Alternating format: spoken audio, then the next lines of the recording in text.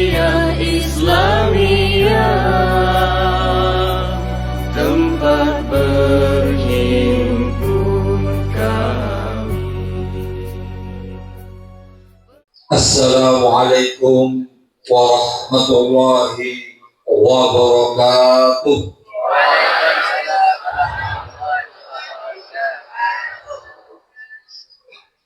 Kalau Tuhan beli kampak, berilah yang terbuat dari besi. Karena salamnya kurang kompak, kita ulangi sekali lagi. Assalamualaikum warahmatullahi wabarakatuh.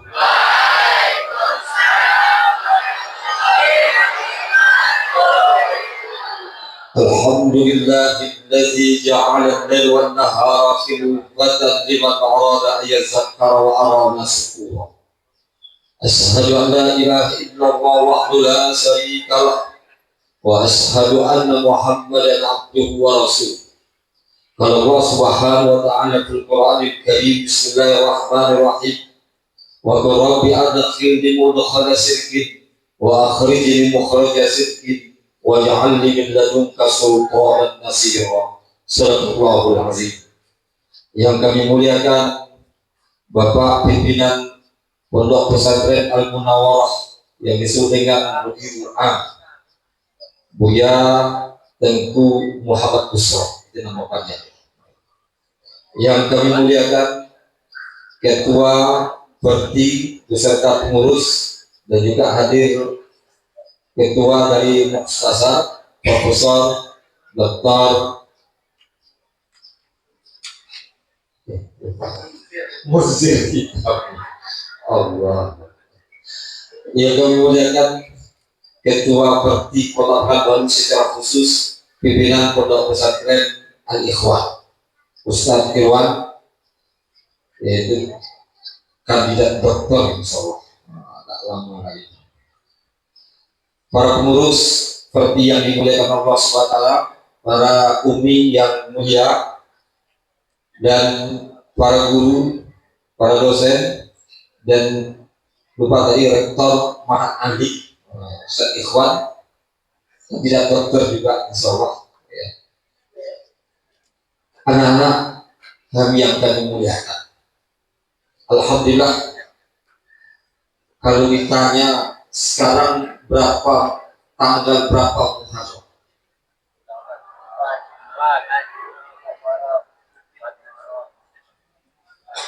dia kata ada persoalan kalau pemerintah kemarin menentukan satu Muharramnya hari Selasa, kemudian ada edaran dari Nahdlatul Ulama dan beberapa ormas hari Rabu 17 Juni gitu.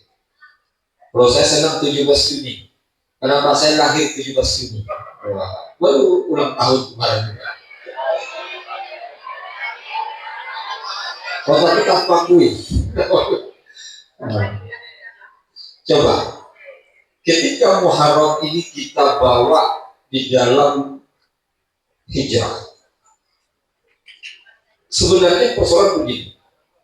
Ketika di zaman Umar bin Khattab radhiyallahu anhu, khalifah yang kedua, mengirimkan surat ini sebenarnya bukan ke raja-raja sekitar Jazirah Arab, tapi mungkin luar Jazirah Arab juga.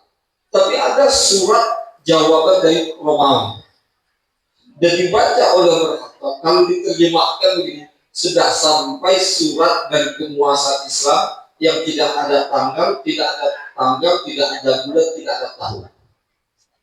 Kata-kata ini bagi sebagai khalifah ini sebuah sentuhan.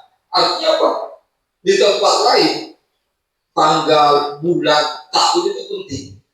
Untuk apa? Untuk mengetahui ini sudah berapa lama surat ini dikirimkan dan berapa lama lagi surat ini sampai. Akhirnya dikumpulkan oleh khalifah para sahabat yang tinggal di kota Madinah. Setelah berkumpul, mereka mufakat bahwa umat Islam harus punya kalender.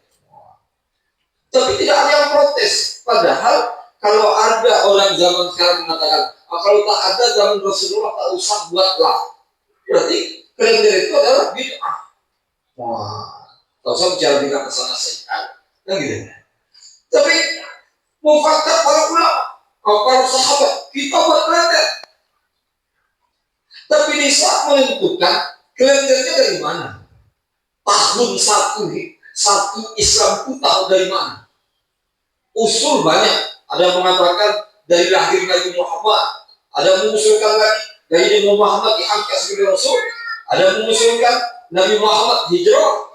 Ada yang mengatakan Nabi Muhammad perang. Para sahabat perang Badar. Tapi satu diterima itu hijrah. Akhirnya dibuat kalender Hijriah. Maka kalender Hijriah sudah mufakat bahwa diambil ke tahun pertama Islam itu adalah hijrahnya Rasulullah. Kemudian mereka mufakat lagi bulan pertama itu bulan apa? Orang Arab berhubungan apa itu? Berhubungan apa? Bulan 1, bulan 2, bulan 3, mereka hanya mengenal nama. Muharram sudah ada, Safar sudah ada, Zulkaidah sudah ada, Zulhijjah sudah ada, Ramadan, tapi tidak ada nomornya. Karena tidak ada nomornya, ini penting. Sebab kalau pergi pada hijrah, itu bukan bulan Muharram, hijrah Nabi Muhammad. Akhirnya apa? Dia ambil bulan Muharram, bulan 1. Maka Zulhijjah bulan 12. Zulkaidah bulan 11. Begitu aja. Muharram bulan 1.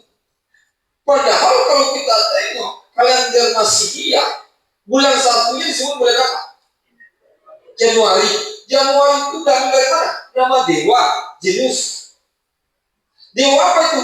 Dewa penjaga gerbang masa lalu, masa depan. Dan dewa itu punya dua muka, muka belakang, muka depan. Muka belakang melihat masa lalu, muka depan, muka depan. Buatlah Januari apa?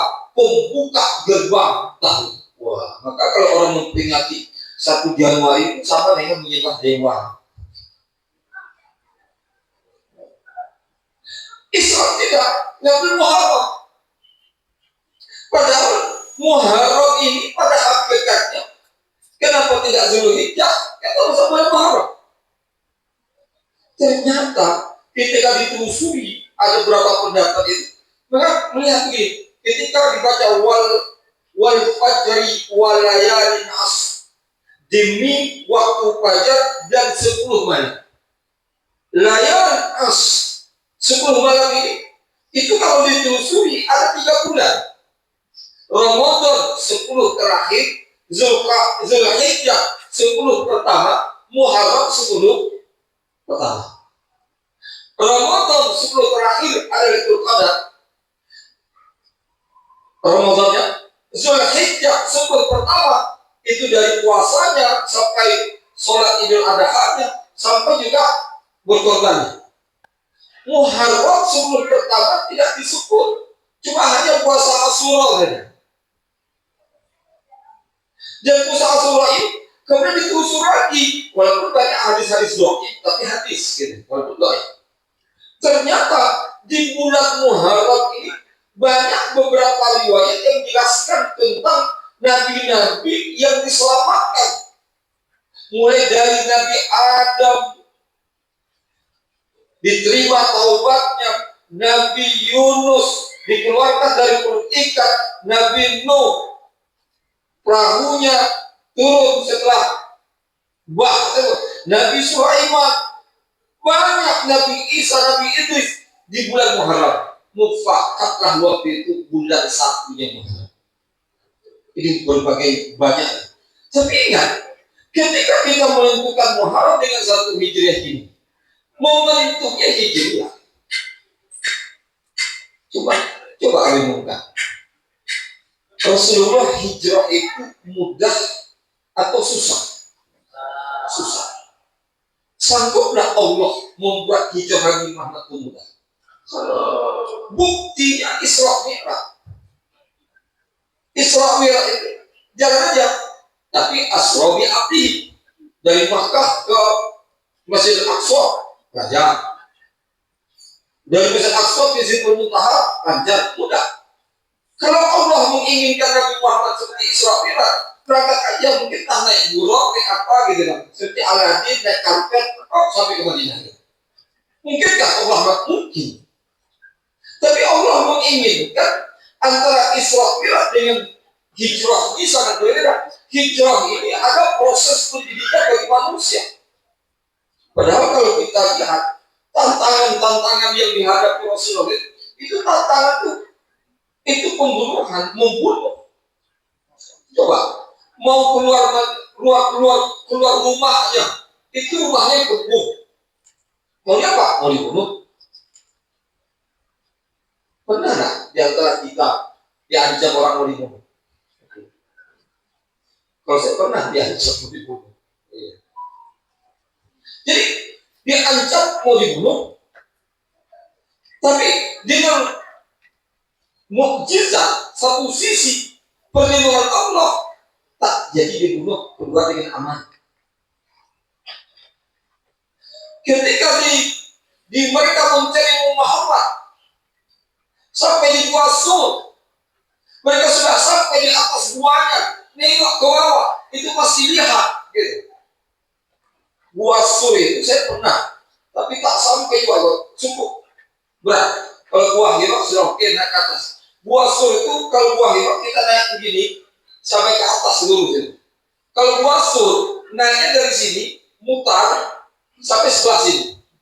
Saya tahun 97, mungkin belum lahir ya. 97 waktu saya tenaga musim haji dari Mesir.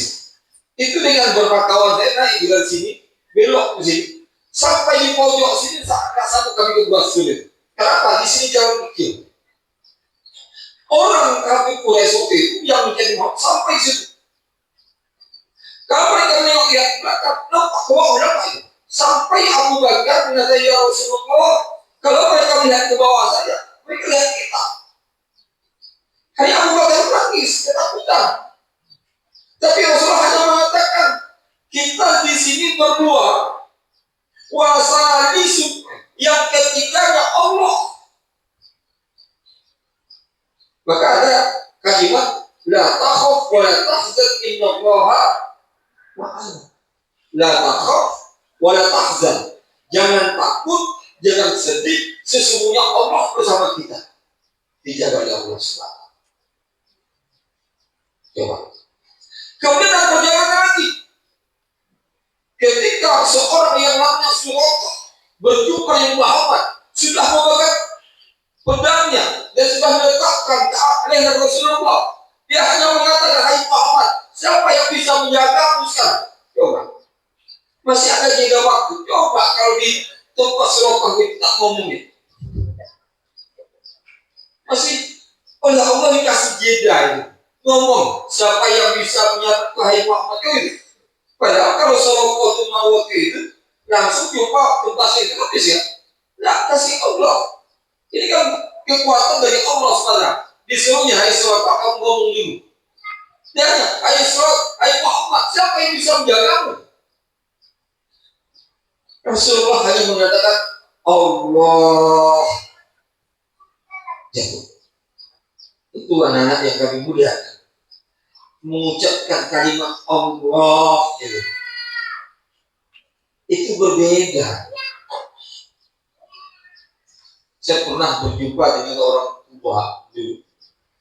tua. Saya menuntut ilmu tapi tak dikasih ilmunya simpel. Ada orang digigit ular, bawalah orang yang waktu itu disebut Tuan Sek. Oleh Tuan Sek, dipegangnya bekas gigit ular bisa ular. Saya bilang, Tuan, ajarlah saya ilmu itu. Tidak perlu ya belajar ya. Apa? Ustaz dah banyak ilmu, Ustaz tak perlu belajar lagi. Ini lain.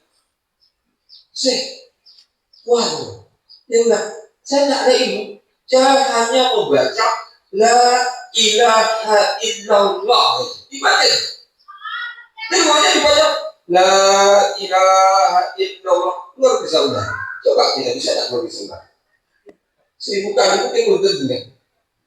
Saya tanya, Tuhan, ajar saya apa nih?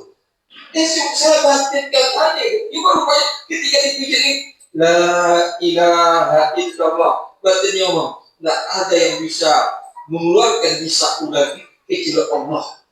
Coba tingginya. Jadi orang zaman dulu tuh nggak tinggi bacaan, kaji pun nggak tinggi. Tapi apa? Betul-betul yang diucapkan. Nabi Muhammad sudah menggambarkan kepada kita. Dia hanya mengucapkan Allah. Berarti kalimat Allah itu bukan ucapan saja, tapi ucapan yang keluar dari keimanan, keyakinan, sehingga jatuh benar.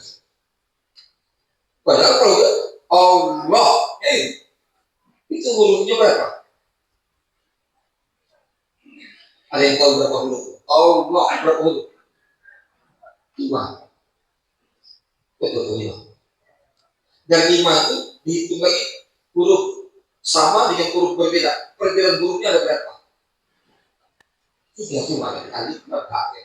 Tapi ingat, kalimat Allah yang diucapkan Rasulullah selamat. Coba. Yang selanjutnya, coba baca surat badan. Ada saniyatul wada. Apa boleh?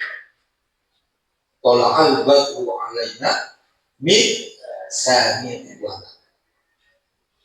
Itu sebenarnya saniyatul wada itu ada sebuah bukit di arah timur kota Madinah. Itu bukan jalan biasa. Jalan biasa arah Badar ini.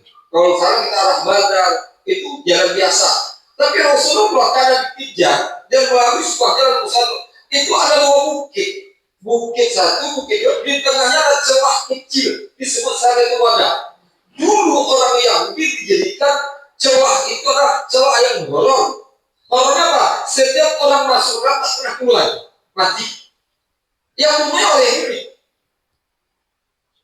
Maka dipecahkan horor tersebut oleh Nabi Muhammad, masuk dari Saniyatul Wada keluar dari Islam.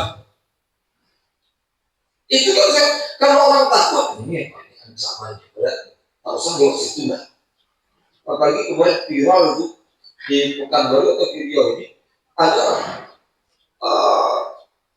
kuntilanak, rupanya mau mencuri, iya pocong. Kemudian di pusat tawuran itu itu jawab itu kuburan. Sudah sampai kuburan dapat pakaian bajunya, orang takkan.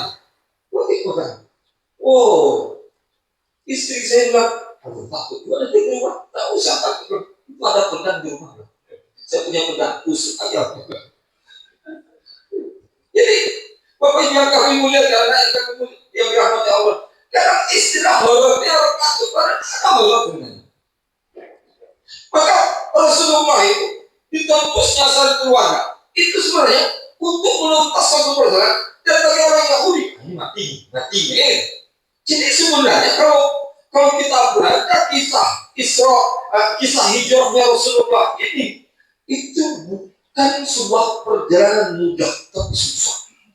Itu menggambarkan hakikat kehidupan kita. Hidup ini tidak ada yang sulit, tidak ada yang mudah tapi susah.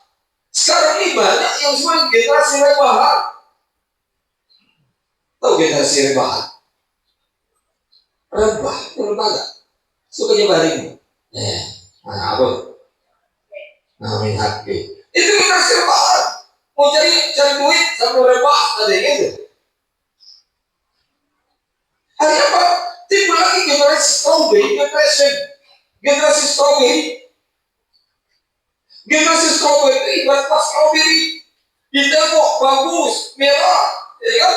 Tapi rasanya masam. Itu memakna generasi itu ditengok dari posturnya, tubuhnya, bagus nih. Tapi mentalnya lemah.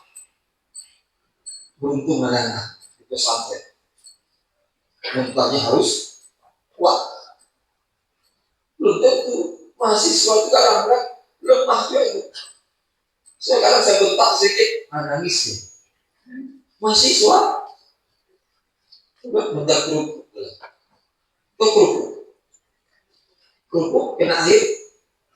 Jadi sekarang mental itu yang pupuk mental apa? Strawberry generation. Bahkan sekarang sandwich generation.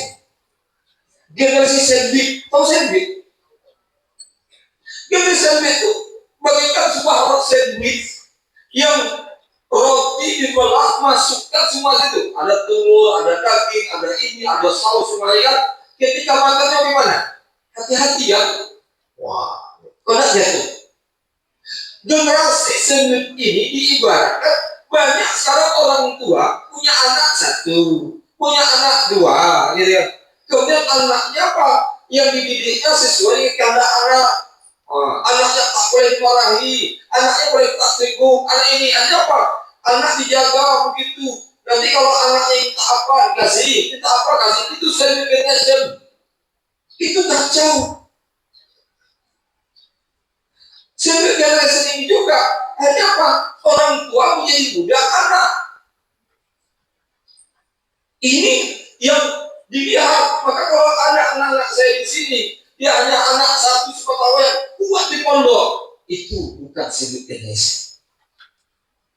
Orang tua kalian nanti, wah saya begini, orang tua dekat ke pondok marah-marah. Berarti orang tua itu terbangun yang sandwich generation. Itu tak benar. Sebab apa? Ke depan ini dalam konteks hijau yang kita lihat, hidup itu sebenarnya suka liku-liku perjalanan. Maka ketika Allah mengatakan ja'alal laila wan nahara khilqatan liman arada ayyazakkara arada syukur. Dia Allah telah menjadikan malam dan siang liman arada ayyazakkara atau syukur. Orang yang mau mengambil pelajaran dan orang mau bersyukur. Jadi orang yang mau mengambil pelajaran dia mengambil pelajaran dari kehidupan. Kemudian menengok kehidupan ini, bersyukur dengan apa yang diberikan Allah SWT. Maka di hijau momentum hijau ini, coba kita lihat, hidup itu memang sebuah liku-liku dan tidak mudah, tapi sebuah pilihan. Tapi jangan dengan tidak susah itu tidak hidup. Maka tengok hijau tadi. Kalau Allah menginginkan, udah naik aja Rasulullah buruk, terbang langsung ke Madinah, selesai.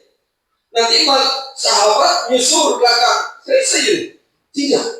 Tapi Allah mengasih pelajaran kita. Kalau kita mau hijrah sampai pada sebuah kebaikan, begitulah ketika Fathu Makkah. Di mana?